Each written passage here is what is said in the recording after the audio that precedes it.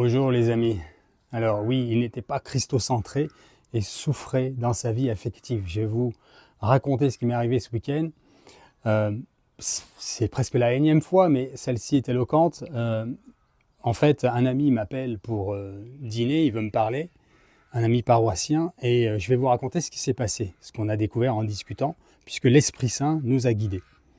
Avant-propos, j'ai 2-3 messages à vous donner. Le premier, le plus merveilleux, et je vous demande de continuer de prier, mais je vous remercie avant tout pour vos prières, pour mon frère Roger et son épouse Monique. J'étais au téléphone avec la famille missionnaire de Notre-Dame ce matin, dans la localité où ils vivent, et les grâces étaient là, tout simplement. Ça fait 2 mois que je discute avec mon frère qui me dit qu'il pense au suicide toutes les nuits, que son épouse, ma belle-sœur, est en train de dépérir. Littéralement, elle fait 41 kilos maintenant. Donc, vous voyez, elle a une dégénérescence au niveau des poumons. Et il pense qu'elle peut partir d'une minute à l'autre. Donc là, il n'avait pas dormi de la nuit.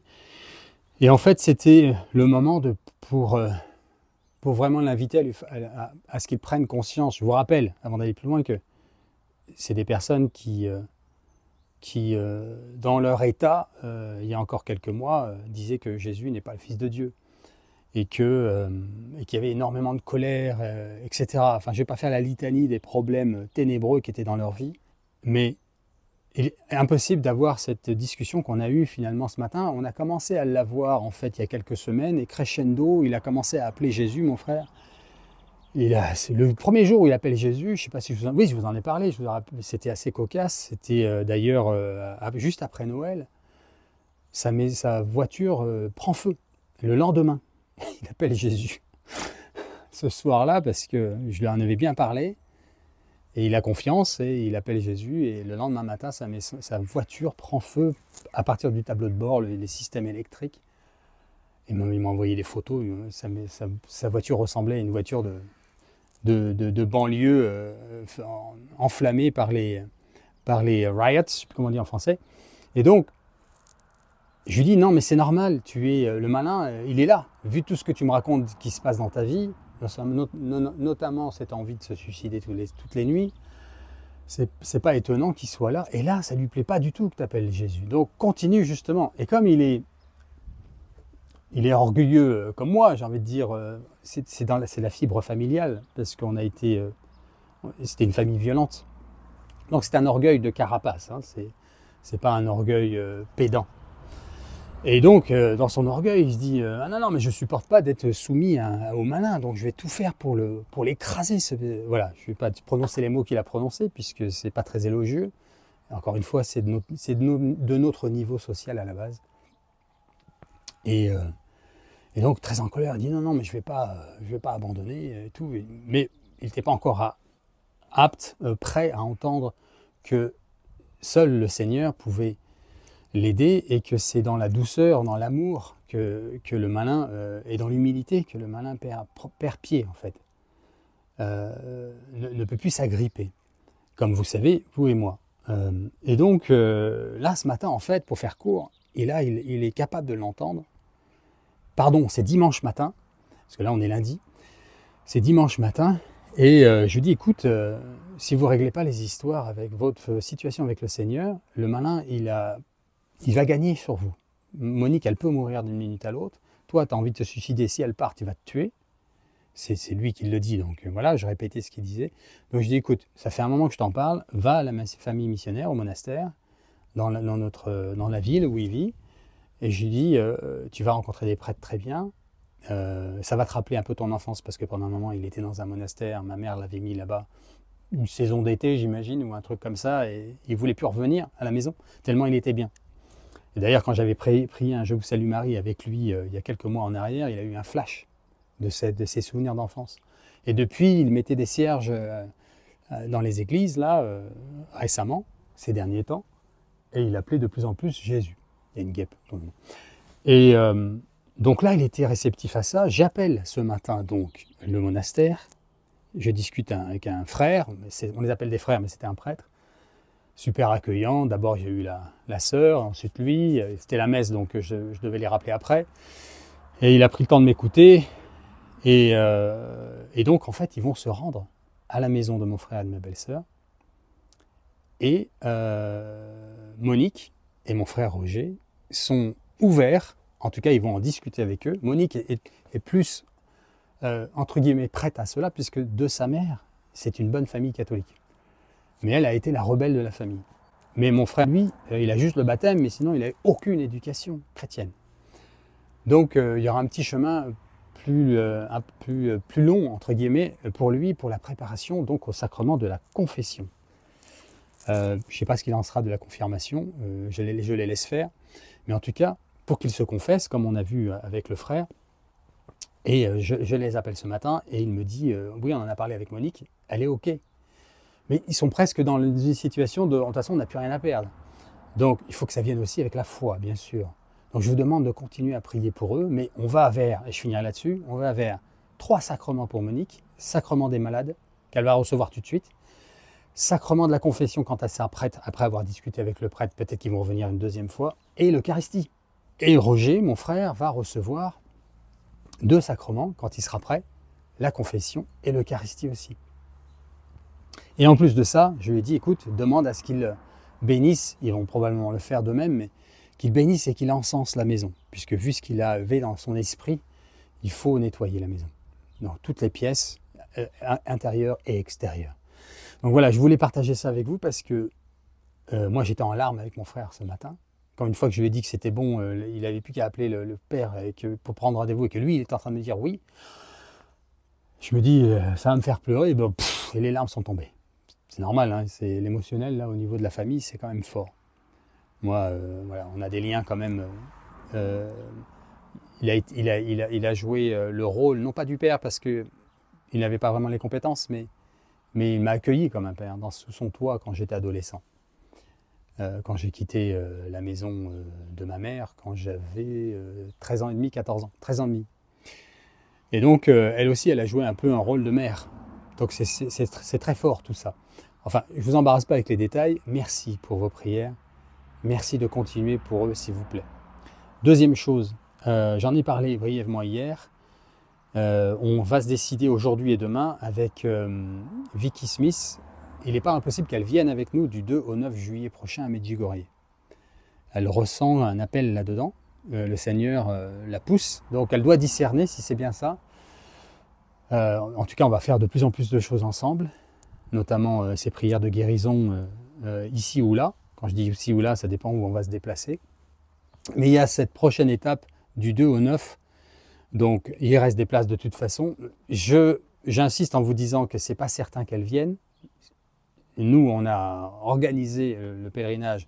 Donc, si on est assez, on part du 2 au 9 à Medjugorje. Mais il y a cette possibilité et je vais vous tenir au courant donc aujourd'hui même ou demain, à savoir si elle décide de venir avec nous et si c'est possible dans la faisabilité, bien sûr, avec l'agence. Ça, j'ai moins de soucis de ce côté-là.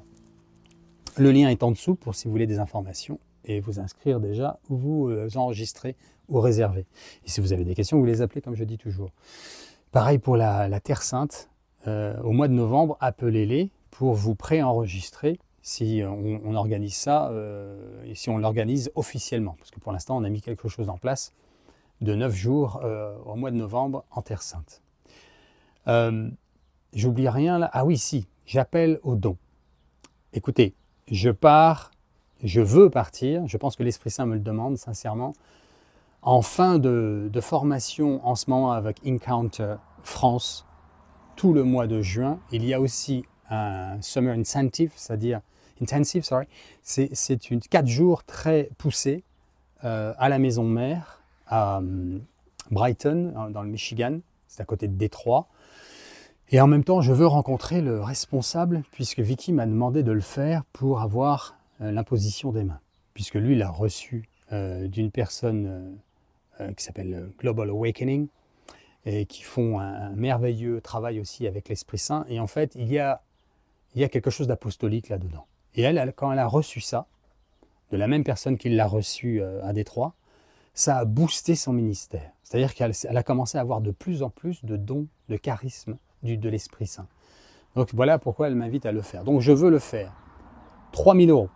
Donc je vous demande, je vous fais un appel au don spécial.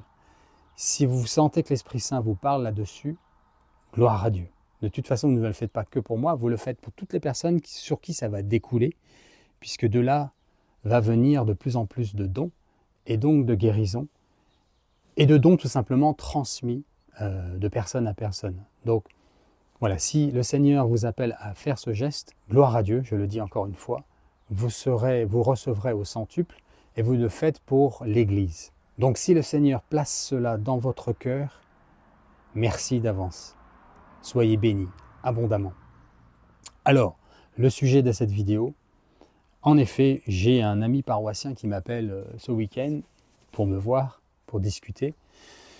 Et entre autres choses, il me sort, j'ai rencontré cette femme sur un regroupement chrétien, je ne sais plus lequel d'ailleurs, et ils s'entendent bien, ils commencent à passer un peu de temps ensemble, à se rencontrer, à se retrouver à des endroits chrétiens, comme par exemple un concert quelque part en France avec des musiques de louanges et tout ça.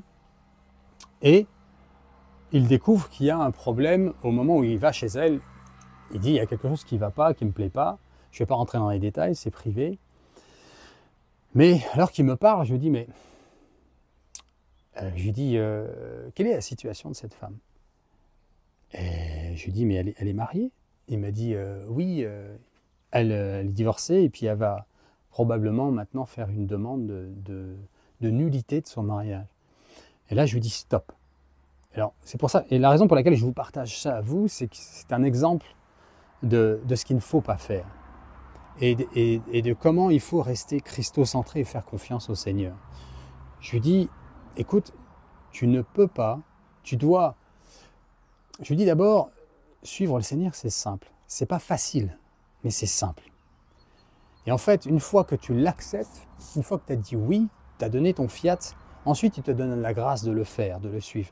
Mais si tant que tu n'as pas dit ton oui, il y a des grâces que tu n'as pas reçues. Moi, je sais de quoi je parle parce que je suis passé par là. Et là, en l'occurrence, je parle de chasteté et en plus, et surtout, de loi du Seigneur. Si vous êtes un homme ou une femme, peu importe, et que vous êtes dans une situation où vous cherchez l'amour, un couple, à fonder une famille, un partenaire chrétien, si la personne est déjà mariée, vous devez accepter le fait que même si la personne vous plaît, n'allez pas faire l'inverse, ce que le malin va tenter de vous faire, et c'est son cas à lui, à mon ami. Il a cru que c'était la providence qui lui envoyait puisqu'il a prié. Mais en fait, il a arrangé les choses, et c'est humain, hein. Moi je serais capable de le faire, je l'ai eu fait dans d'autres domaines, où je me dis, bah voilà, j'ai prié, donc tout ce qui va arriver maintenant, ça vient de Dieu. Non, le malin travaille. Et donc là, nous, on doit avoir des signes, des fruits. Et les fruits là, c'est que si elle est mariée devant Dieu, c'est pour l'instant pas elle. Et quand je dis pour l'instant, c'est pour ne pas fermer la porte complètement, mais c'est pas non plus un appel à dire, bon bah, qu'on commence ta relation, et puis comme ça, vous allez mieux vous connaître et vous serez prêt le jour où il y aurait une nullité. Non, elle est mariée. Aujourd'hui, c'est la femme de quelqu'un devant Dieu. Alors vous pouvez dire, mais c'est injuste. Non, c'est pas injuste. Il faut faire confiance au Seigneur. Les épreuves édifient l'âme.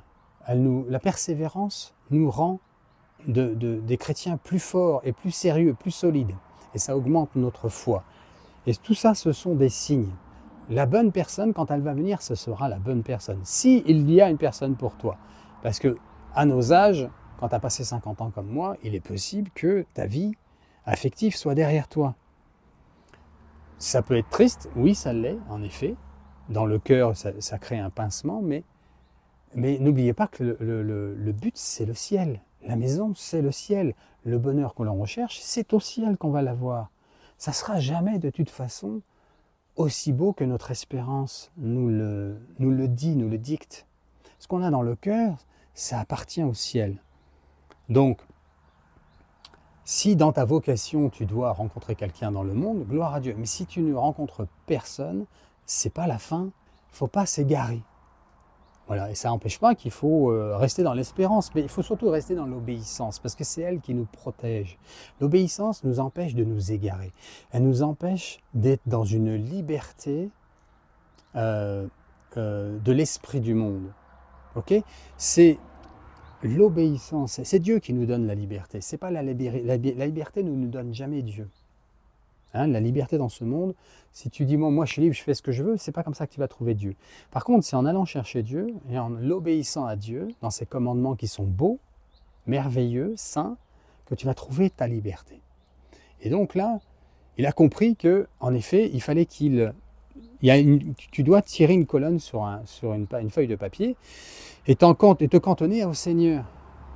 Si c'est ton épouse, si celle que tu vas rencontrer est la bonne, tu vas lui plaire, elle va te plaire, tu vas le sentir dans ton cœur que tu es prêt pour elle, elle va sentir qu'elle est prête pour toi, que tu es la bonne personne, et elle sera libre.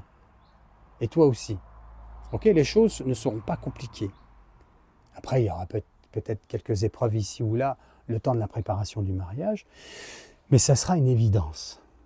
Donc, quand tu rencontres quelqu'un, moi, je vous fais une petite parenthèse, en 2017-2018, pour ceux qui savent, pendant un temps, près de 2 ans, j'ai dû aborder plus de 500 femmes dans des lieux publics, parce que j'avais besoin de faire ça, je m'y étais attelé, je m'étais formé, comme un coach ce qu'on appelle ça un coach de séduction, j'aime pas ce mot-là, mais de rencontres affectives, de manière très, très agréable pour les femmes. Combien de femmes mariées ai-je rencontré? Plusieurs dizaines. Et des fois, des femmes qui m'ont fait un effet très fort. Et je me disais, mais je me souviens m'être dit, avoir dit à des prêtres, puisque je me confessais régulièrement en ce temps-là, pour me protéger, je disais, mais je trouvais ça presque injuste, elle était parfaite, cette femme. Oui, peut-être, mais ce qui est parfait, c'est ta relation à Dieu. Et c'est en ça que tu dois avoir confiance. Et avec le recul, je n'ai pas de regrets. Je n'ai pas de regrets parce que j'ai la paix.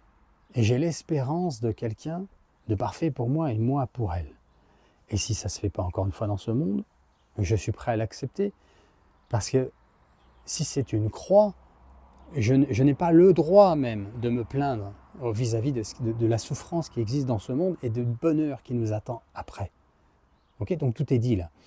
Mais en effet, il m'est arrivé de rencontrer des femmes mariées avec qui au début, je n'ai pas su trop quoi dire, et avec la force de l'Esprit Saint, certaines sont retournées à l'église, certaines ont pu recevoir la nullité, pas beaucoup, mais je sais qu'il y en a eu, mais on n'était plus du tout en contact, et ce n'était pas nécessairement celle avec qui j'avais peut-être plus d'envie, mais je suis passé par là et je sais de quoi je parle. Il faut rester dans l'obéissance à Dieu parce que c'est notre protection. Okay, c'est ce qui nous protège. Il ne faut pas être plus royaliste que le roi, il ne faut pas penser être plus malin que l'Esprit Saint et que le Seigneur. Il faut être des petits enfants dans l'humilité et suivre la volonté de Dieu qui est bonne. Elle est bonne, cette volonté. Elle veut notre bien, elle veut notre bonheur. Il ne faut jamais en douter de ça.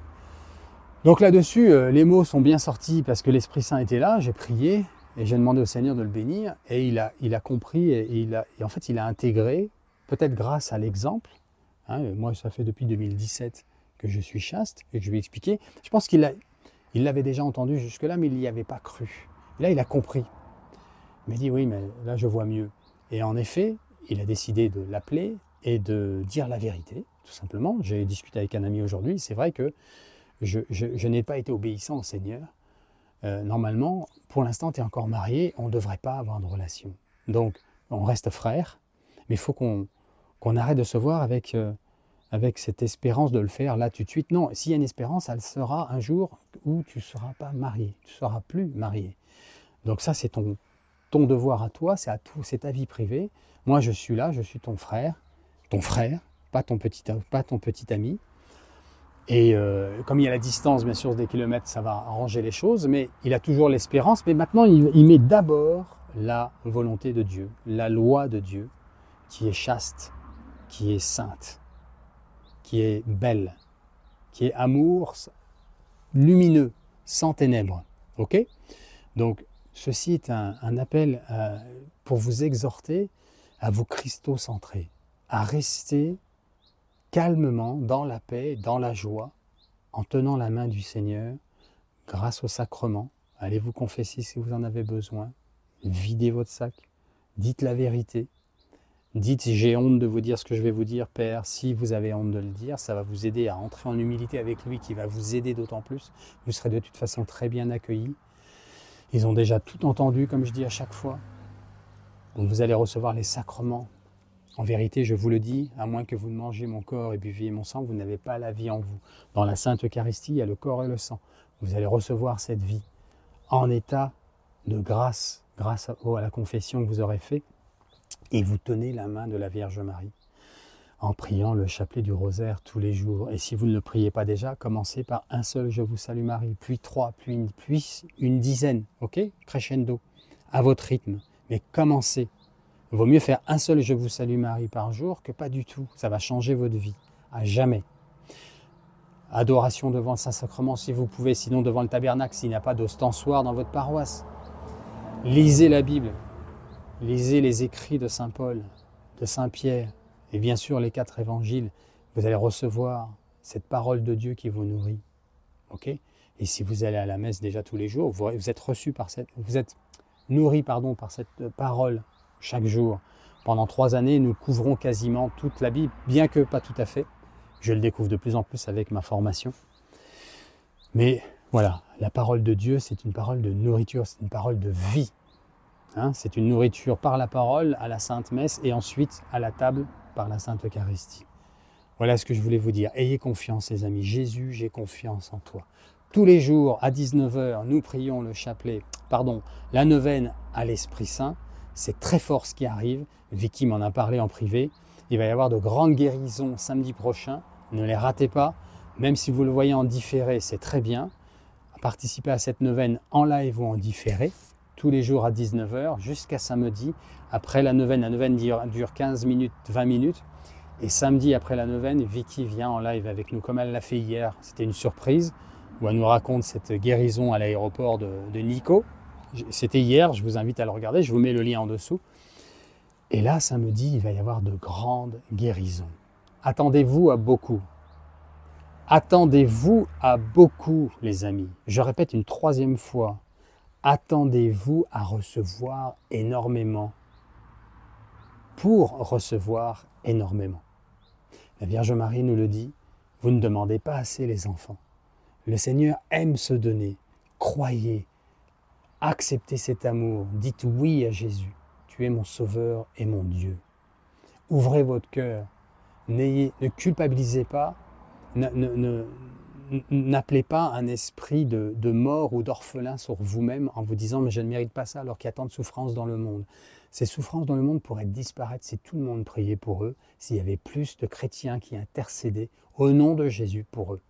Donc faites-le déjà pour vous, devenez un instrument utile en étant nettoyé de toutes ces ténèbres et en devenant la lumière et le sel pour vos frères ensuite. Ce que vous allez recevoir, vous allez pouvoir le donner. On ne peut pas donner ce qu'on n'a pas reçu. Donc recevez beaucoup, demandez beaucoup pour recevoir beaucoup.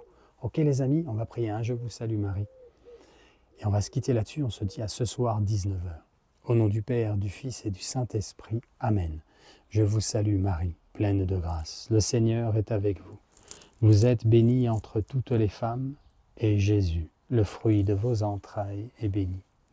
Sainte Marie, Mère de Dieu, priez pour nous pauvres pécheurs, maintenant et à l'heure de notre mort. Amen. Ô Marie conçue sans péché, priez pour nous qui avons recours à vous. Soyez bénis de Dieu les amis.